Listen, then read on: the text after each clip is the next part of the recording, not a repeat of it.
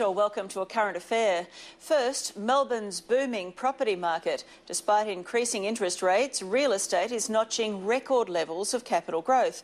Tonight, our Melbourne reporters have a special buyer's guide for every budget. There's never been a better time to snap up a property in Melbourne, from the inner city to the family suburbs. We've compiled the ultimate guide. If you've got equity and want to invest, there's plenty around. Or if you're a first-time buyer, there are plenty of gems around Melbourne for you too. Let's start there. We've got a dining area over here, leading into the lounge room. 21-year-old Samantha Samet believes in the adage, rent money is dead money. I don't want to pay someone else's rent. I'd rather just have something on my own. But she's part of a shrinking group.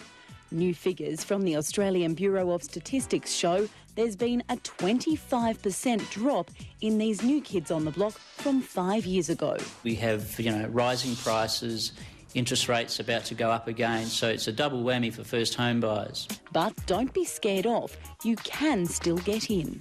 Certainly in the north and west of Melbourne, there are plenty of properties available to first home buyers. Usually auction properties are way above the median price. Going! Gone. So if you want to buy something below the median, go to private sales. If you're after house and land, head 20 to 30 k's out of the city. Otherwise, units 10 to 20 k's out are still affordable. Don't go overboard with your first home. If you want to get into the market, pick something that will suit your needs and will be within your budget. Coming up, I reveal the latest list of affordable suburbs for first home buyers. But first, let's take a look at the other end of the property spectrum. Mazoe, first home buyers could only dream of places like this. I'm in Brighton, where the median house price is $1.6 million. Why are people paying these prices? They can afford it, and they want the style of life that Brighton offers. It's the best suburb in Australia. Real estate, more like unreal estate. There's two types of buyers here. People with plenty and locals like John Wilczek, who's downsizing from Brighton to Brighton. And you're obviously a bloke from Brighton with plenty of money? Oh, now you've made me laugh. It's taken a lifetime to pay off one house. The former judge has just one sentence. I love it here. And long-term, this townhouse at $1.2 million plus is still a good buy. A bit too exy, though, for investors. You come here as a youngster and they bury you here. Of course, anyone with an investment portfolio has started with just one property, usually the family home in a suburb that's affordable. That's right, Marty. I'm at Hoppers Crossing, where the great Australian dream begins. Christina Benitez is living it. So this is your piece of paradise, Christina. Yes. Beautiful kitchen, as you can see. And it's all been renovated. All been renovated. You got the one bathroom, 2 toilets, nice sized laundry, and just plenty of space, and it's wonderful. Christina, her husband Washington, and their 8-year-old daughter Victoria have moved from Sydney. Don't tell them the backyard's a thing of the past. Show me what you can do. All this for a touch over $250,000. Barely a deposit in Sydney. 25 minutes from the city, along a freeway. We're 30 minutes from Geelong. We're along the coast. Where else along the eastern seaboard can you buy a property, realistically for in the 200s, let alone the early 200s? For young families, it's also about lifestyle and planning for the future. There's parks everywhere, the schools are all around, and I just think it's a fantastic place to live. It's not crazy. Everything's close, the shopping centre, the schools. It's a family-oriented place around here, so I recommend it to everyone. Now, if you're still looking around for the perfect family home, stay with us. Soon, I'll take you to the suburbs that are about to boom.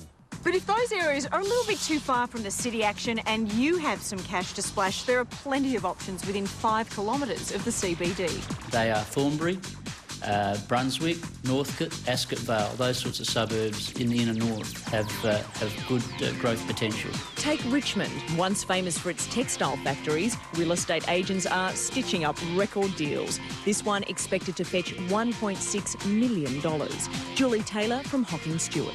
There's an impressive entrance, 3 generous bedrooms and an outstanding renovation. Prices here have soared 20 to 30% in the last year alone. It's what I'd expect for around here. I should imagine it probably goes a little bit more than their expectation. If you're looking to live or invest in the inner city, look at this. There are apartments going up all the time. And later, I'll take you through one of them. City living is a good investment, but if you still want some space, come down here to the Bay. People want to live by the beach. Brighton, Black Rock, Beaumaris, Sandringham, Hampton, all those areas are now starting to appreciate dramatically in price. On a rising tide, all boats lift, and that's what's been happening for some years, and I see that tide continuing. In short, it's up, up, up. But if you don't drop anchor too close to the beach, there are houses from $800,000 upwards. The closer to the water you get determines the values, and I would suggest to you first home buyers will probably be in the eastern part of Brighton rather than the seaside. But if you do want to be beside the seaside, Altona and Frankston are affordable options. The demand for seaside properties will always be there. Wouldn't it be great to move the family there? If you're out in the suburbs, though, it's not out of reach. Think of your home now as a stepping stone.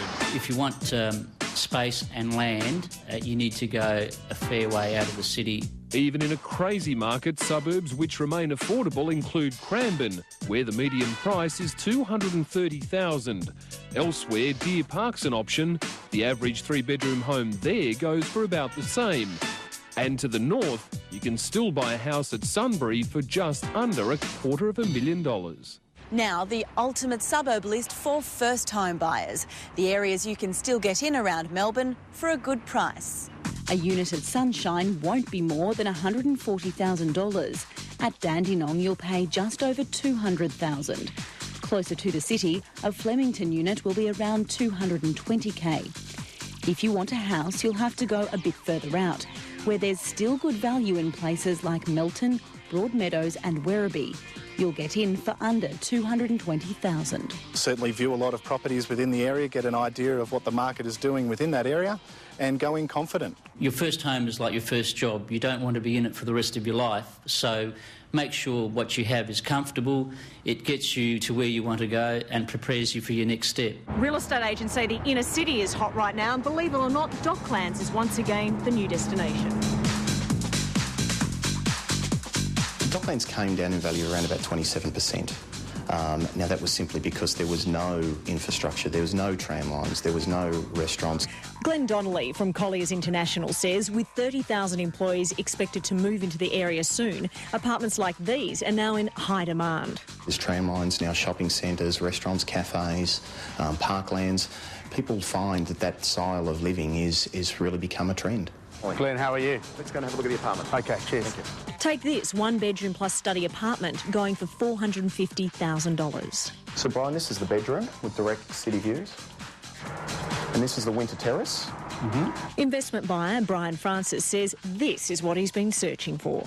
At least I think it's a good place to invest. It's close to the city. $450,000 for this, is it worth it? Look, I'm sure it is. It's a good quality property, well built. Look at the view. What an amazing view. That's enough to get you in? I think so.